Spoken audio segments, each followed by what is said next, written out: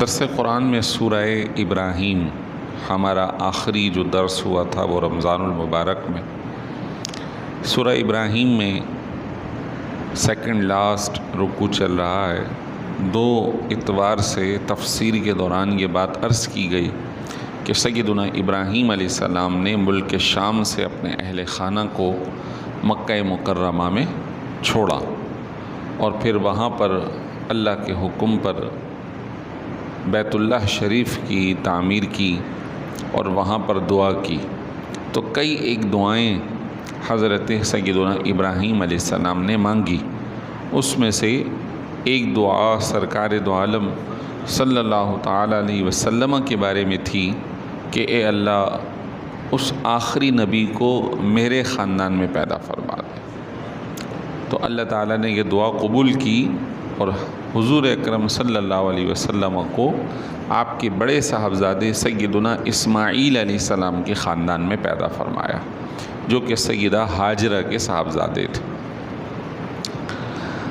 حضرت ابراہیم علیہ السلام نے جو دعا کی کہ اللہ ان کو میرے خاندان میں پیدا فرما، یہ دعا تقریباً 3500 سال کے بعد پوری ہوئی۔ یہ بات عرض کی تھی کہ ہم دعا کرتے ہیں اور فوراً چاہتے ہیں کہ قبول ہو جائے، جبکہ بزرگوں کے بارے میں آتا ہے کہ ہزاروں سال کے بعد ان کی دعائیں قبول ہوئی ہیں۔ تو جلد بازی دعا میں نہیں کرنی چاہیے۔ صحابہ کرام نے عرض کیا رسول اللہ دعا کی جلد بازی کیا ہے؟ فرمایا دعا کی جلد بازی یہ ہے کہ وہ دعا کرتا ہے، جب قبول نہیں ہوتی تو وہ دعا کرنا چھوڑ دیتا ہے۔ تو یہ جو چھوڑنا ہے یہ جلد بازی، یعنی بندے کا کام ہے دعا کرتے رہے۔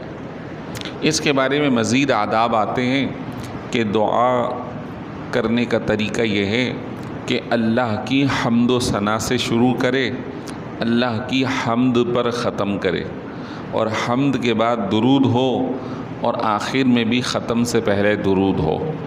اب اس کا طریقہ جو بزرگوں کے یہاں سیدی غوث پاک رضی اللہ تعالیٰ عنہ نے بیان فرمایا، تو وہ دعا کا جو جیسے ہم نمازوں میں دعا کرتے ہیں الحمدللہ رب العالمین والصلاة والسلام علی سید الانبیاء والمرسلین، تو تعریف ہو گئی اور درود و سلام ہو گیا۔ پھر آخر میں سبحان ربک رب العزت عما یصفون وسلام علی المرسلین والحمدللہ رب العالمین، یعنی حمد سے شروع ہوئی، حمد پہ ختم ہوئی، اور دونوں طرف درود شریف بھی ہے، صلاۃ و سلام بھی ہے۔ تو سیدی غوث پاک فرماتے ہیں کہ دعا اسی انداز میں کرنی چاہیے، حمد سے شروع ہو، حمد پہ ختم ہو، درود بھی ہو اور درود ختم پر بھی۔ دوسری بات، دعا مسلسل کرتے رہنا چاہیے، اگر تقدیر میں ہے تو ضرور ملے گا، نہیں تو کم از کم دعا کرنے کا ثواب اللہ تعالیٰ ضرور قیامت میں عطا فرمائے گا۔ حضرت ابراہیم علیہ السلام نے دعا کی مزید، اے اللہ اس شہر مکہ کو امن والا بنا دے۔ تو اس شہر کو اللہ نے امن والا مقرر فرما دیا۔ پوری دنیا میں امن کا شہر مکہ مکرمہ ہے۔ اس شہر کے اندر جانور تک کو اللہ تعالیٰ نے امن دی۔ ہاں، وہ لوگ کہ جنہیں سمجھ نہیں، وہ اس امن کے خلاف کام کر جاتے ہیں کہ کسی نے کسی پہ ظلم کیا، مارا، قتل کیا۔ کچھ شریر قسم کے لوگ ہوتے ہیں، انہوں نے ایک دوسرے پہ حملے کیے، حتیٰ کہ بیت اللہ شریف پہ حملہ کیا، اس کا غلاف کعبہ جلا دیا۔ تو یہ اللہ کے امن دیے ہوئے شہر کی خلاف ورزی کی ہے، لہذا وہ سزا کے حقدار ہوں گے، اللہ یہ کہ اللہ انہیں معاف کر دے۔ پھر آگے ارشاد فرمایا کہ اے اللہ مجھے بھی اور میری اولاد کو بھی بتوں کی پوجا کرنے سے محفوظ فرما لے۔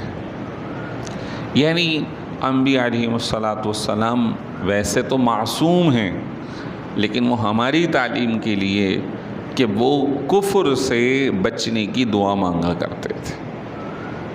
تو ہمیں بھی اپنے ایمان کی حفاظت کے لیے دعا کرنی چاہیے، اے اللہ ہمیں کفر سے، شرک سے، ہر قسم کی ایسی بات یا کلمے سے جو کہ ایمان ضائع ہونے کا سبب ہو ہمیں محفوظ فرما لے۔ آپ نے اپنی اولاد کے لیے بھی دعا فرمائی، تو جو اولاد ایمان لے آئی، اکثریت کے حق میں یہ دعا قبول ہوئی ہے، سوائے چند ایک کے کہ کچھ ایسے بھی ہوئے کہ جو اسلام لانے کے بعد پھر گئے۔ یہ مکہ مکرمہ کے رہائشی جو لوگ تھے حضرت اسماعیل کے خاندان کے، تو خصوصی طور پہ یہ ان کے لیے دعا ہے، کیونکہ ہم ان کے خاندان کے نہیں ہیں، تو اس وجہ سے یہ دعا خصوصی طور پہ ان کے خاندان کے لیے تھی۔ انہوں نے تو اپنی اولاد کے لیے دعا ایک اور مانگی تھی کہ امامت میرے خاندان میں مقرر فرما دے، تو فرمایا لا ینال عہد الظالمین، امامت تو دیں گے لیکن جو ظلم کرنے والے ہیں انہیں نہیں دیں گے۔ تو اللہ نے حضرت ابراہیم کی اولاد میں سربراہی دی، انبیاء بھیجے، لیکن جو کفر اور شرک میں مبتلا تھے ان کے لیے امامت یا سربراہی نہیں رکھی گئی۔ حضرت ابراہیم علیہ السلام مسلسل دعا کرتے رہے، ہمارے لیے بھی یہ سبق ہے۔ دعا کی ربی انہن اضللن کثیرا من الناس، اے میرے رب ان بتوں نے لوگوں میں سے کثیر تعداد کو گمراہ کر دیا ہے، تو تو مجھے اور میری اولاد کو ان سے محفوظ رکھنا۔ یہ پچھلی آیت کا ملا ہوا حصہ۔ معلوم یہ ہوا کہ یہ جو بت پرستی ہے اس کی وجہ سے بہت سارے لوگ سیدھے راہ سے بھٹکے ہوئے ہیں، سمجھدار لوگ بھی سیدھے راستے سے بھٹکے ہوئے ہیں، دنیاوی اچھے عقل و صلاحیت رکھنے والے لوگ بھٹکے ہوئے ہیں۔ ہم سری لنکا میں دیکھ سکتے ہیں، دیگر بدھ مت جو علاقے ان میں دیکھ سکتے ہیں، ہندوستان میں دیکھ سکتے ہیں، بڑے اچھے پڑھے لکھے دنیا کے مالدار سمجھدار، ہر چیز کے اچھے برے کی تمیز، لیکن جب عقیدے کی بات آتی ہے تو پھر وہ اسی پہ مبتلا۔ حضرت سیدنا ابراہیم علیہ السلام نے ایک اور بڑی شفقت والی دعا کی، فمن تبعنی فإنہ منی ومن عصانی فإنک غفور رحیم، میرے رب جو میری اتباع کرے وہ مجھ ہی سے ہے، اور جو میری نافرمانی کر جائے تو تو بڑا غفور الرحیم ہے۔ یعنی ایک تو یہ ہے شرک سے بچنا، اور اب شرک سے جو بچ گیا وہ مسلمان ہوا۔ اب جو مسلمان ہوا اس کی دو کیٹیگری ہیں، ایک اچھے اعمال کرنے والا اور ایک اعمال میں کوتاہی کرنے والا۔ تو جو اعمال میں اتباع کرنے والا ہے تو فرمایا وہ تو میرے ساتھ ہی ہے، وہ مجھ ہی سے ہیں، یعنی حضرت ابراہیم علیہ السلام ان کے لیے خصوصی شفقت کی دعا کر رہے ہیں۔ اور جو گناہگار ہیں تو میرے مولا تو بڑا بخشنے والا ہے۔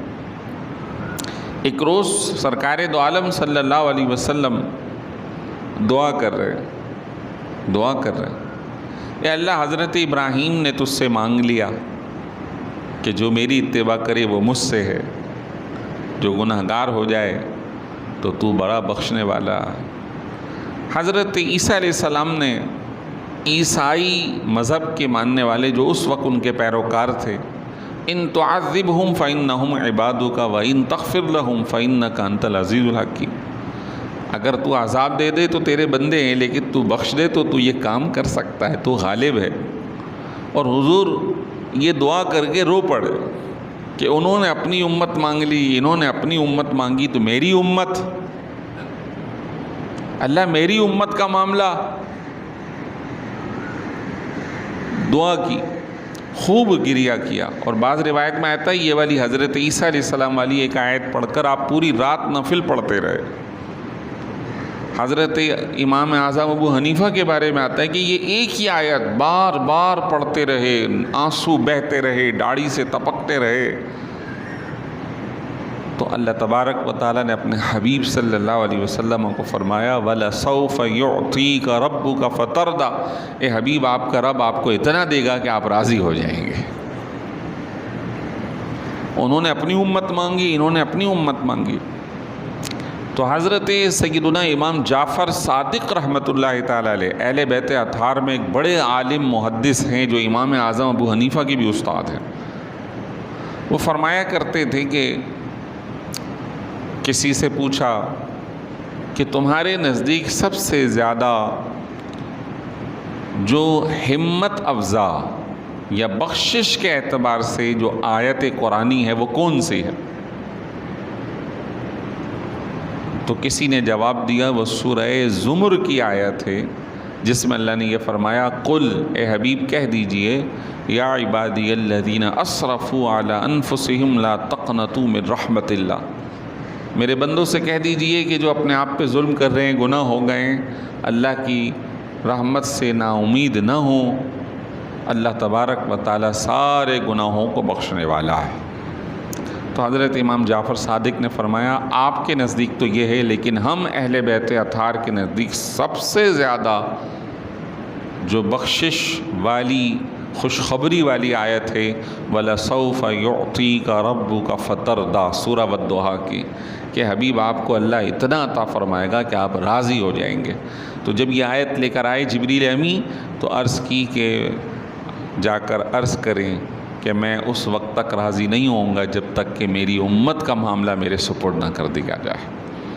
پھر سرکار دو عالم صلی اللہ علیہ وسلم کو اللہ کی طرف سے شفاعت کا منصب دیا گیا جو ہم دعا کرتے ہیں، اور بزرگوں نے بار بار یہ کہا کہ جب بھی آپ مزار پر انوار پر جائیں تو یوں دعا کریں، آپ سے یوں عرض کریں اسألک الشفاعت یا رسول اللہ صلی اللہ علیہ وسلم، اے حبیب صلی اللہ علیہ وسلم میں آپ سے شفاعت کا سوال کرتا ہوں۔ آپ صلی اللہ علیہ وسلم نے مختلف کام بتائے کہ اگر امت وہ کرے تو میں کل قیامت میں ان کی سفارش کروں گا، یعنی سفارش اسی کی ہوگی جو پھنس جائے گا، گناہ گار ہوگا، حضور سفارش فرمائیں گے ان کو بخش دے تو اللہ قبول فرمائے گا۔ فرمایا اذان کے بعد جو میرے لیے مقام محمود کی دعا کرے میں اس کے لیے شفاعت کروں گا۔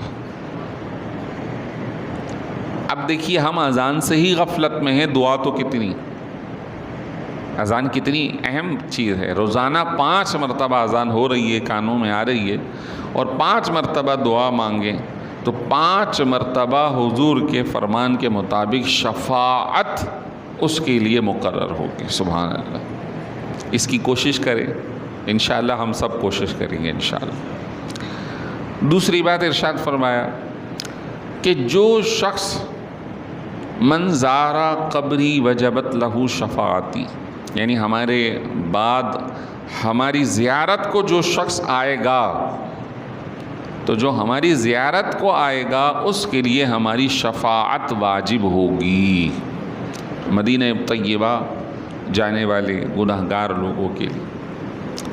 پھر ریاض الجنہ کے اندر ایک حدیث شریف آج بھی کندہ ہے، لگی ہوئی ہے، ایک چھوٹا سا پینافلیکس ٹائپ کا یا بنا کے لٹکایا ہوا ہے، تو اس میں ایک حدیث شریف آج بھی ریاض الجنہ میں موجود ہے، شفاعتی لامتی لاہل الکبائر او کما قال علیہ السلام، کہ میری شفاعت میری امت کے ان لوگوں کے لیے ہوگی جن سے گناہ کبیرہ سرزد ہو گئے۔ ایک اور حدیث شریف میں آتا ہے کہ ہر نبی کو ایک خاص دعا مانگنے کا اختیار دیا گیا ہے جو کہ قبول ہوگی۔ تو کسی نے کچھ مانگی، کسی نے کچھ۔ حضرت ابراہیم نے آگ سے بچنے والی، حضرت نوح نے عذاب کی مانگ لی، حضرت لوط نے عذاب کی مانگ لی، حضرت عیسیٰ نے ان کفار سے بچنے کی مانگ لی تو اللہ نے اٹھا لی۔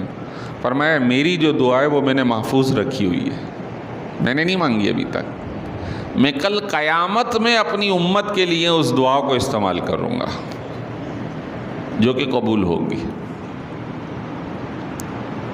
تو یہ حضرت ابراہیم علیہ السلام نے اللہ کی بارگاہ میں عرض کی، دعا کی کہ جو میری اتباع کرے وہ تو مجھ ہی سے ہے، اور اگر کوئی میری نافرمانی کر گزرتا ہے، گناہ گار ہو جاتا ہے تو تو بڑا بخشنے والا ہے، اسے معاف فرما دینا۔ پھر مزید عرض کی، ربنا، اے میرے رب، انی اسکنت من ذریتی، میں نے تو اپنے ذریت کو، اپنے گھر والوں کو ٹھہرا دیا ہے، بواد غیر ذی زرع، ایک ایسی وادی میں جہاں کوئی زراعت نہیں ہے، کھیتی باڑی نہیں ہے، چٹیل میدان تھا بالکل، عند بیتک المحرم، تیرے حرمت والے گھر کے پاس۔ وادی تو ہے لیکن وہاں کوئی کھیتی باڑی نہیں، لیکن میں نے آپ کے حکم پر اپنی ذریت کو یہاں چھوڑ دیا۔ ربنا، اے میرے رب، لیقیموا الصلاۃ، چاہتا ہوں کہ وہ نماز ادا کرتے رہیں، فاجعل افئدۃ من الناس تہوی الیہم، اے میرے رب لوگوں کے دلوں کو ان کی طرف مائل فرما دے۔ اب آپ اور ہم ہر وقت دعا مانگ رہے ہوتے ہیں، یا اللہ تو حج پہ بلا لے، یا اللہ عمرے پہ بھیج دے۔ یہ حضرت ابراہیم کی دعا ہے جو ہمارے دلوں میں لو لگی ہوئی ہے، وہ قبول ہوئی ہے۔ یا اللہ دلوں کو اس کی طرف مائل کر دے۔ یہ جو مسلمانوں کے دلوں میں رغبت ہے، یہ دعا ہے سیدنا ابراہیم علیہ السلام کی۔ وَارْزُقْهُم مِّنَ الثَّمَرَاتِ، اور میرے مولا جو میں اپنی ذریت کو ٹھہرا آیا ہوں، یہاں تو زراعت کھیتی باڑی تو نہیں، ان کو خوب پھل اور میوے عطا فرما۔ اب آپ جو لوگ گئے ہوئے ہیں اندازہ کر سکتے ہیں، سنتے ہیں دسترخوانوں پہ وہ نعمتیں ہیں کہ جس کا ہم سوچ نہیں سکتے، بلکہ عالم یہ ہے کہ جو دل میں آتا ہے اللہ وہ سامنے پہ عطا فرما دیتا ہے۔ یہ مطلب مشاہدات ہیں، تجربات ہیں، جو لوگ گئے ہیں اس کا اندازہ کر سکتے ہیں، جو نہیں گئے اللہ تعالی ہم سب کو پہنچا دے، اس گھر کی زیارت کروائے۔ بیٹھتے ہیں بس خیال کیا ہے مولا ہو سکتا ہے کچھ تاخیر ہو جائے لیکن ملے گا ضرور، ملے گا ضرور۔ اب وہاں کوئی بظاہر امکان نہیں ہے، وہاں وہ پھل فروٹ نہیں ہے، لیکن اللہ تعالیٰ عطا فرما رہا ہے، اور بازاروں کے اندر وہ ساری نعمتیں موجود ہیں جو شاید ہمارے بازاروں میں نہ ہوں۔ فرمایا لعلہم یشکرون، تاکہ یہ میری آل اولاد شکر گزار بنیں۔ اس سے یہ بھی سامنے آتا ہے کہ جب اللہ تعالیٰ نعمتیں دے رہا ہے تو اس کا شکر ادا کرنا چاہیے۔ شکر کیا ہے؟ اس مال کا حق ادا کیا جائے۔ اس مال کا حق کیا ہے؟ اس مال کا حق ہے اللہ کا حکم، یعنی زکوٰۃ ادا کی جائے، صدقہ و خیرات ادا کیا جائے، اپنے والدین کے ساتھ حسن سلوک کیا جائے، اپنی بہن بیٹیوں پر خرچ کیا جائے، اور اپنے عزیز و قارب، اہل علاقہ، غریب، اہل تقویٰ، ان کی ضیافت، ان کا خیال، یہ اس مال کا حق ہے کہ بزرگوں نے کر کے دکھایا۔ امام اعظم ابو حنیفہ بہت مالدار آدمی تھے، لیکن وہ جو مال کماتے تھے اس سے زکوٰۃ و خیرات تو اپنی جگہ، لیکن غریب غربا ان کا خیال، اور خصوصاً اہل علم ان کا خیال بھرپور کیا کرتے تھے۔ کئی طلباء ان کو پڑھانے کا اہتمام کرتے تھے، ان کے گھر والوں کا اہتمام کرتے تھے۔ آج ذخیرہ ہے ایک جن کے کہنے پر فتویٰ دیا گیا ہے، امام صاحب کے شاگرد بھی ہیں، ان کا نام ہے امام ابو یوسف، اصل نام ان کا ہے یعقوب، ان کے بیٹے یوسف، وہ ان کے خاندان کے نہیں ہیں، ان کے عزیز نہیں ہیں، ایک غریب طالب علم تھے۔ امام اعظم و حنیفہ نے ان کی کفالت کی، ان کے گھر والوں کی کفالت کی، اور ان کو پڑھنے بٹھا دیا، اور وہ اس قدر آسودہ ہو گئے کہ پریشانی سے بالکل الگ ہو کے دین کا علم حاصل کرتے تھے۔ پھر ایک وقت آیا کہ عباسی سلطنت میں وہ چیف جسٹس تھے، قاضی القضات، یہ ہے ہمارے بزرگوں کا طریقہ۔ تو جو اللہ نے مال دیا ہے اس کا حق ادا کیا جائے، اس پہ شکر ادا کیا جائے۔ فرمایا روزہ رکھ کر صبر کرنے والا جس طرح اسے ثواب ملتا ہے، کھا کر شکر کرنے والے کو بھی اتنا ہی ثواب ملتا ہے، وہ شکر ادا کرے۔ پھر مزید دعا کی، ربنا اے میرے رب، انک تعلم ما نخفی وما نعلن، تو جانتا ہے جو ہم ظاہر کرتے ہیں جو ہم چھپاتے، وما یخفی علی اللہ من شیء فی الارض ولا فی السماء، اور اللہ پر زمین و آسمان میں کوئی بھی چیز پوشیدہ نہیں۔ فرمایا الحمدللہ، اللہ تیرا شکر ہے، الحمدللہ اللہ تیرا شکر ہے، تیری ساری تعریفیں تیرے لیے۔ کیوں؟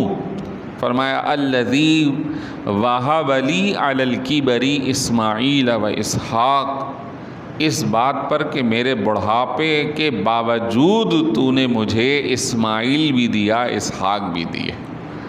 تو دیکھیے بڑے بیٹے کا نام اسماعیل پہلے ہے، اسحاق علیہ السلام کا نام بعد ہے۔ تیرا شکر ہے۔ اولاد کا ملنا شکر گزاری، لیکن نہ ملے تو ہو سکتا ہے کہ ملنے میں کوئی آزمائش ہو۔ حضرت خضر کو بھیج کر حضرت موسیٰ کے ساتھ ایک بچے کو قتل کروایا اللہ کے حکم پر۔ کیوں؟